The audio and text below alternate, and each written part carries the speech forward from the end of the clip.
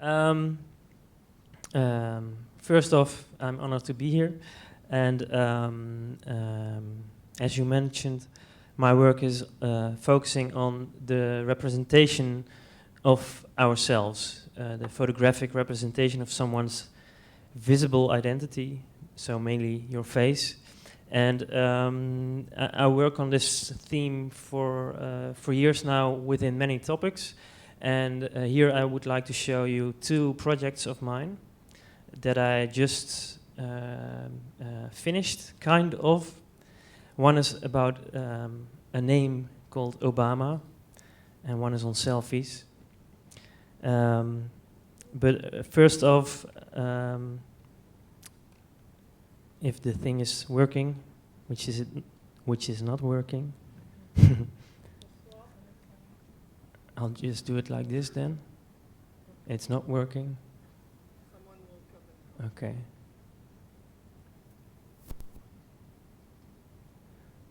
So I do this on purpose because I really want you to know my name, so that's why my name is...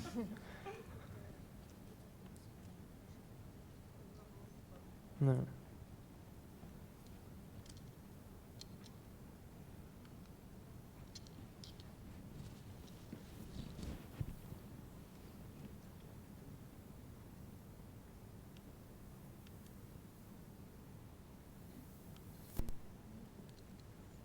Ah, thank you. Okay, so before I show you those two projects, I want you to see this photo. This is me, and this is me with my identical twin brother when we were very young. And this is out of a series that is called "This Is Me and This Is Me."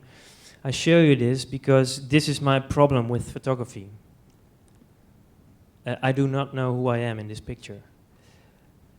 And I live in a world where everybody thinks a portrait is very obvious.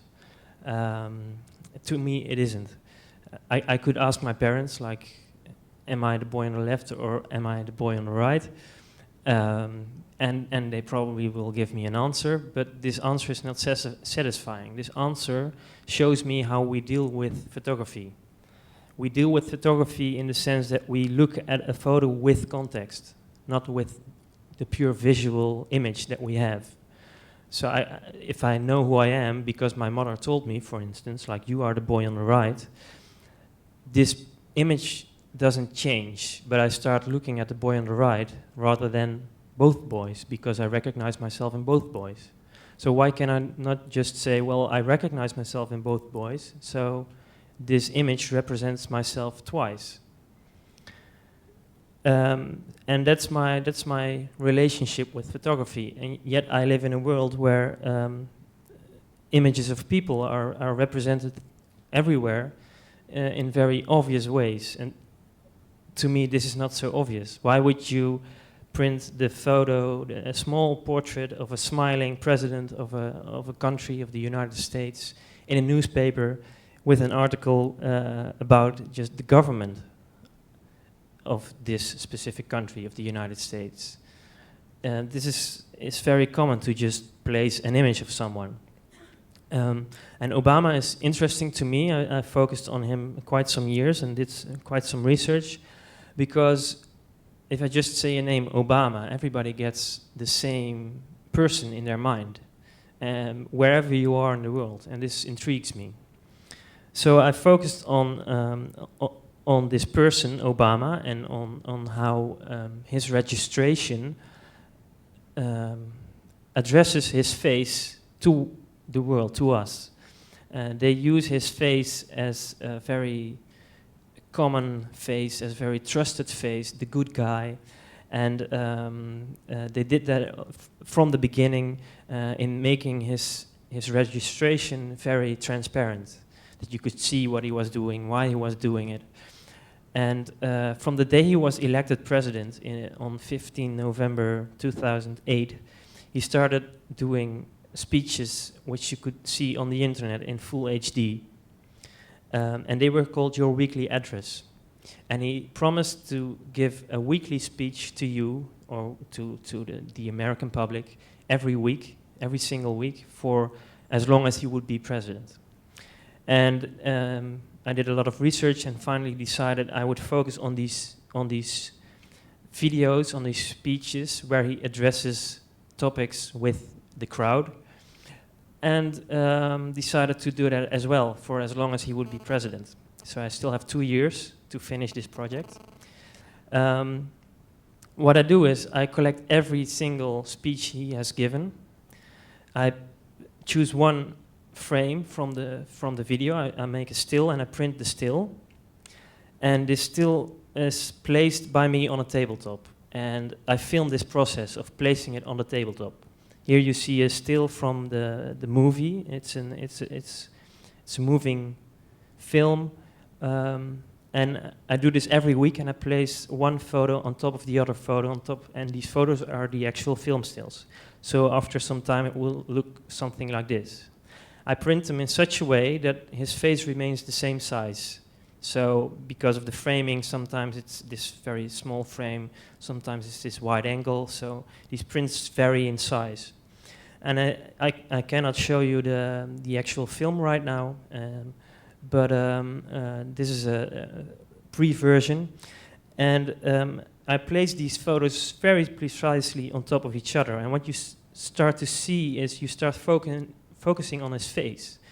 And you start focusing on small details. It looks so apparent and so obvious. He's just sitting there and he's just, let's record a video. Okay, let's record a video. But you may notice this building behind him, and then the next week everything is completely the same, you think, but the building is gone.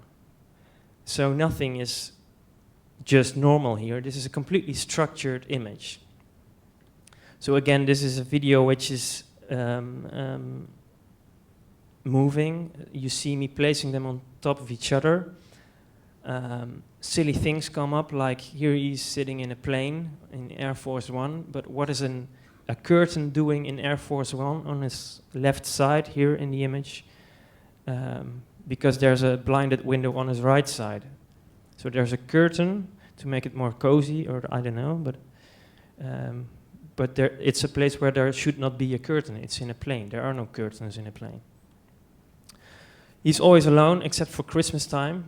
Then he's with his wife, and they are very enthusiastic, as you can see. And they tell happy stuff like Merry Christmas, and we hope you had a good year, etc. But then the next week it's all back to business again. And you cannot see if he's addressing something nice, like the economy is up, or if he's saying something bad, like the economy is down. You really can't tell. And since this has been going on for years, you see him aging. He starts getting gray, maybe tired, I don't know. I still have 2 more years to finish. The movie is now already 1 hour long.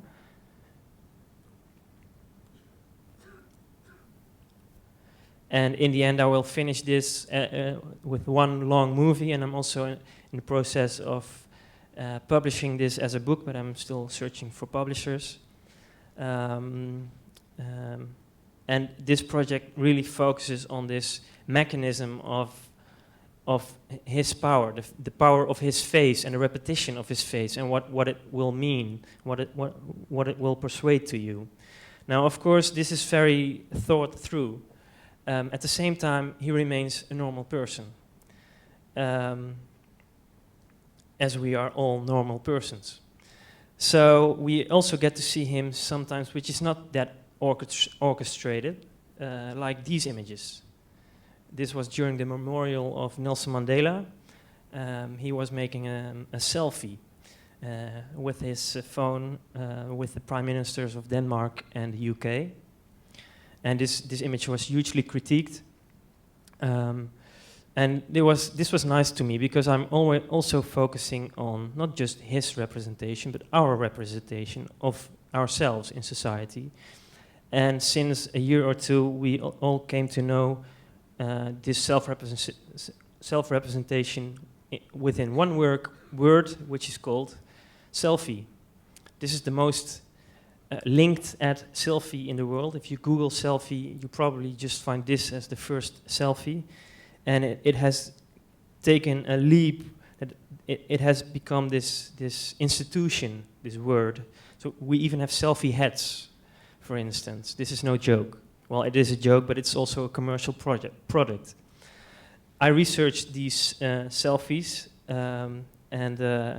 well, what do you do if you research selfies? And you, as an artist, you don't make a research essay. You just make a new project. So that is the Do-It-Yourselfie guide. It's a very small box, and it contains 66 selfies of me with 66 rules.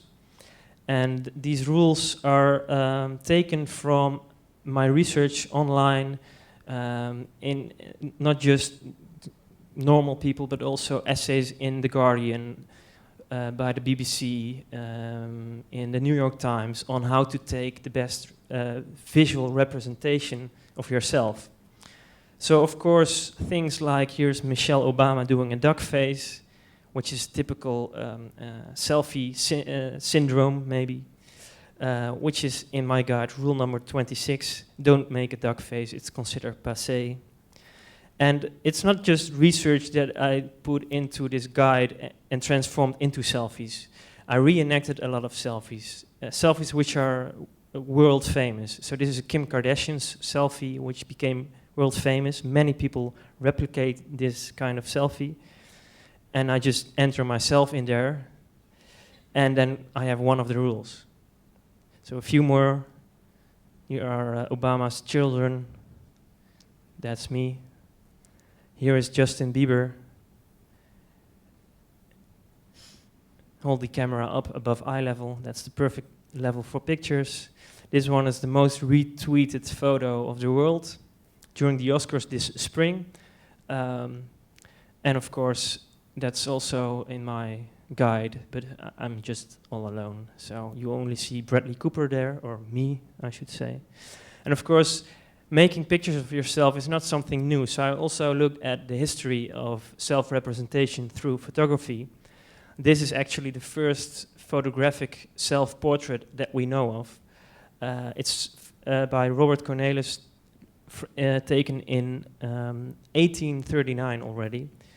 Now we would call this a selfie instead of a self-portrait. So of course, I reenacted that one as well in the guide.